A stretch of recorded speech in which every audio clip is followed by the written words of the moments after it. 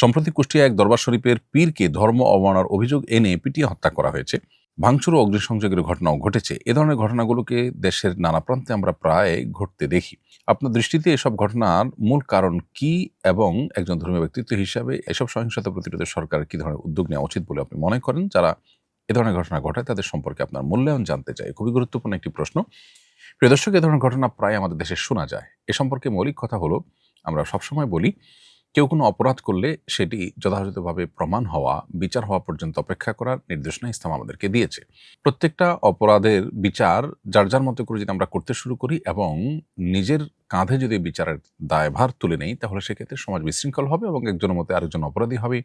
তার অপরাধটা প্রমাণিত হওয়ার বিষয় থাকতে পারে, তার কোনো ওজোরের বিষয় থাকতে পারে, আরও অনেক ইস্যু সেখানে থাকতে পারে। অতএব শরিয়া এভাবে কারোর বিচারের দায়ভার নিজের কাঁধে তুলে নেওয়ার নির্দেশনা আমাদেরকে দেয় না। এ ব্যাপারে আমাদের সর্বোচ্চ সতর্ক থাকতে হবে। এই কথা আমরা সবসময় বলে আসছি এবং এক্ষেত্রে আমরা একই কথা বলবো। তবে এখানে মৌলিক একটা বিষয় আমাদেরকে মাথায় রাখতে হবে, সেটি হলো এ জাতীয় বিচার বহির্ভূত যে সমস্ত অনাকাঙ্ক্ষিত ঘটনাগুলো ঘটে থাকে, সেগুলো সাধারণত ঘটে তখনই যখন সমাজের বিচার ব্যবস্থা এবং আইন এবং শাসনের প্রতি মানুষের আস্থার ঘাটতি দেখা যায়। অর্থাৎ গুড গভর্নেন্স বা সুশাসনের অভাবে সমাজে মানুষ যখন জানে যে এ ধরনের অপরাধ করে মানুষ পার পেয়ে যায়, তখন মানুষ বিচারের দায়ভার নিজের কাঁধে তুলে নিতে বাধ্য হয়। অর্থাৎ আশাহত হয়ে মানুষের আসলে যাওয়ার কোনো জায়গা থাকে না। এজন্য এ ধরনের ঘটনা রোধে মূলত কাজটা করতে হবে সরকারকে, রাষ্ট্রকে। অর্থাৎ সুশাসন প্রতিষ্ঠা করতে হবে। আইন এবং বিচার এবং আইনের শাসন, এটাকে যদি প্রতিষ্ঠা করা যায়, তাহলে সেক্ষেত্রে মানুষ আসলে বিচারের দায়ভার নিজের কাঁধে কখনো তুলে নেবে না। এবং এ ধরনের ঘটনা বন্ধ করার বা কমিয়ে আনার একমাত্র উপায় হলো সুশাসন প্রতিষ্ঠা করা। সেটা যদি না হয়, তাহলে আপনি যতই বলেন না কেন, একজন মানুষ আঘাতপ্রাপ্ত হয়েছেন, তিনি পাল্টা আঘাত করবেন। তিনি সংক্ষুব্ধ হয়েছেন, সংক্ষুব্ধ হয়ে তিনি রিয়্যাক্ট করবেন। কারণ হলো তিনি জানেন যে এটাতে আসলে আইন এবং প্রচলিত বিচার ব্যবস্থায় তেমন কিছু হবে না। এই যে একটা অনাস্থা, এটা দূর করা যদি না যায়, তাহলে সেক্ষেত্রে সমাজ থেকে এগুলো আসলে দূর করা সম্ভব নয়। যে ব্যক্তি সম্পর্কে এটি বলা হচ্ছে, তার সম্পর্কে যতটুকু জানা গেছে সেটা হলো যে তিনি বেশ গুরুতর বেশ কিছু কথা বলেছেন। কোরআন সম্পর্কে তার জঘন্য কথাবার্তা আছে এবং ইসলাম সম্পর্কে যে সমস্ত অবমাননাকর কথা তিনি বলেছেন, একজন মুসলিম সংক্ষুব্ধ হওয়াটাই স্বাভাবিক। এই যে মুসলমানরা সংক্ষুব্ধ হচ্ছে, এই পর্যন্ত কেন যেতে হচ্ছে? তার সমস্ত ভিডিও যখন প্রচারিত হচ্ছে, ছড়িয়ে পড়ছে, তখন প্রশাসন তাকে আইনের আওতায় আনা, শুধুমাত্র গ্রেপ্তার করে তাকে সুরক্ষা দেওয়া নয়, তাকে বিচারের মুখোমুখি করা এবং এটাকে তদন্ত করে তদন্ত সাপেক্ষে তার যথাযথ বিচার নিশ্চিত করা, এটা তো প্রশাসনের দায়িত্ব ছিল। কিন্তু তারা কি সে দায়িত্ব পালন করেছে? তারা সে দায়িত্ব পালন না করে জনগণ যখন আস্থাহীনতা ভোগে, তখন তাদেরকে দোষারোপ করা ঢালাওভাবে, এটা কোনো অবস্থাতেই ইনসাফপূর্ণ কথা নয়। অতএব আমাদেরকে মূল জায়গাটাতে মনোযোগ দিতে হবে যে কোন জায়গাটাতে অভাব আছে, সে অভাবটা দূর করার জন্য সর্বোচ্চ সচেষ্ট থাকতে হবে। একদিকে মানুষকে সংক্ষুব্ধ করার মতো বিষয়গুলোকে বন্ধ করার উদ্যোগ নিতে হবে। দ্বিতীয়ত, এরকম অপরাধ কেউ করলে সাথে সাথে সেটির বিরুদ্ধে কার্যকর ব্যবস্থা গ্রহণ করতে হবে এবং একই সাথে আমরাও আমাদের প্রত্যেককে যার যার জায়গা থেকে সংযমী এবং ধৈর্যশীলতার পরিচয় দিতে হবে। এক কবিরাজ বলেছেন, প্রতিদিন সকালে 7টি করে আজোয়া খেজুর খেলে জাদুটোনা থেকে বাঁচা যায়। এটা কি সঠিক? জাদুটোনা থেকে বাঁচার কোরআন সুন্নাহ সম্মত পরামর্শ দিবেন প্লিজ। এ বিষয়ে বুখারী মুসলিম একযোগে বর্ণনা করেছে যে নবী করিম সাল্লাল্লাহু আলাইহি ওয়াসাল্লাম ইরশাদ করেছেন, মান তাসাব্বাহা বিসাবঈ তামারাতিন আজওয়াতান লাম ইয়াদুররুহু যালিকাল ইয়াওম সামুন ওয়ালা সিহর। যার অর্থ হলো, নবীজি সাল্লাল্লাহু আলাইহি ওয়াসাল্লাম বলেছেন, কেউ যদি সকালবেলা 7টি আজওয়া খেজুর খান, এই আমল যদি কেউ করেন, তাহলে সেক্ষেত্রে সেই দিনে তার কোনো বিষ কিংবা কোনো জাদু কোনো ক্ষতি করতে পারবে না। এজন্য ব্ল্যাক ম্যাজিক বা জাদু থেকে বাঁচার জন্য নিয়মিত সকালবেলা 7টি খেজুর খাওয়ার, বিশেষ করে আজওয়া খেজুর খাওয়ার অভ্যাস করা উচিত। কোনো কোনো বর্ণায় অবশ্য আলিয়া নামক আরেক খেজুরের কথা বলা হয়েছে। এজন্য অনেক উলামা ইকরাম বলেছেন সাধারণভাবে যে কোনো খেজুরের জন্য এটি প্রযোজ্য, আর অনেকে বলেছেন না, এটি আজওয়া অথবা আলিয়ার ক্ষেত্রে প্রযোজ্য। যাই হোক, এটি একটি আমল যেটি আমাদের ব্ল্যাক ম্যাজিক থেকে বাঁচার জন্য আমরা করব। এর বাইরে সকাল সন্ধ্যার যে দোয়াগুলো আছে সেগুলো এবং আইয়ামে 20 বা চাঁদের 13, 14, 15 এই 3 দিনের রোজাও মানুষকে ব্ল্যাক ম্যাজিক এবং বদনজর ইত্যাদি থেকে বেঁচে থাকতে সাহায্য করে আল্লাহ তাআলার অনুগ্রহে।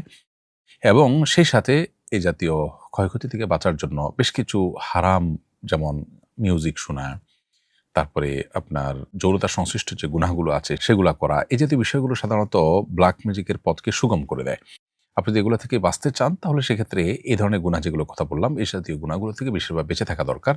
ঘরে কোনো প্রাণীর ভাস্কর্য ইত্যাদি রাখা বা কোনো প্রাণীর ছবি অঙ্কন করে রাখা বা ঝুলিয়ে রাখা, প্রকাশিত করে রাখা, এই বিষয়গুলো ব্ল্যাক ম্যাজিকের জন্য সহায়ক পরিবেশ নিশ্চিত করে। এজন্য এগুলোকে অ্যাভয়েড করা উচিত। ইনশাআল্লাহ বিদিনিল্লাহ আশা করা যায় আমরা যদি বহুবিধ প্রচেষ্টা অব্যাহত রাখি তাহলে সেক্ষেত্রে শত চেষ্টা করেও ইনশাআল্লাহ ব্ল্যাক ম্যাজিকের মাধ্যমে বা সেহরের মাধ্যমে জাদুটোনার মাধ্যমে আমাদেরকে ক্ষতি কেউ করতে পারবে না। আল্লাহ তাআলার কাছে আশ্রয় প্রার্থনা করা দরকার, আত্মরক্ষামূলক সুন্নাহসম্মত আমলগুলো করা দরকার এবং এর মধ্যে 7টি খেজুর খাওয়া বলুন, সকাল সন্ধ্যা দোয়া করা বলুন, সূরা বাকারাত তেলাওয়াত বাসায় চালু করে রাখা বলুন এবং শয়তানের প্রবেশের পথগুলো ব্ল্যাক ম্যাজিকের কাজ করার যে উপায়গুলো সেগুলোকে অকার্যকর করবার জন্য এবং সেগুলো থেকে আত্মরক্ষার জন্য এই যে প্রাণীর ভাস্কর্য, ছবি থেকে বেঁচে থাকা, মিউজিক থেকে বেঁচে থাকা এবং যৌনতা সংশ্লিষ্ট যে গুনাহগুলো আছে সেগুলো থেকে বেঁচে থাকা, এগুলো আমাদের সেফটি বেল্টের মতো কাজ করে। ইনশাআল্লাহ বিদিনিল্লাহ আশা করা যায় এগুলোর মাধ্যমে আল্লাহ তাআলা হেফাজতে রাখবেন। ঈমানের সাথে মৃত্যু হওয়ার কি কোনো আমল আছে জানাবেন প্লিজ। ঈমানের সাথে মৃত্যু হওয়ার জন্য অনেক আমল আছে। সবচেয়ে বড় আমল হলো ঈমান আনয়ন করা এবং আত্মশুদ্ধি করা। অর্থাৎ নিজেকে পরিশুদ্ধ করবার চেষ্টা অব্যাহত রাখা হলো ঈমানের মৃত্যুর সবচেয়ে বড় এবং সবচেয়ে সাধারণ এবং কমন উপায়।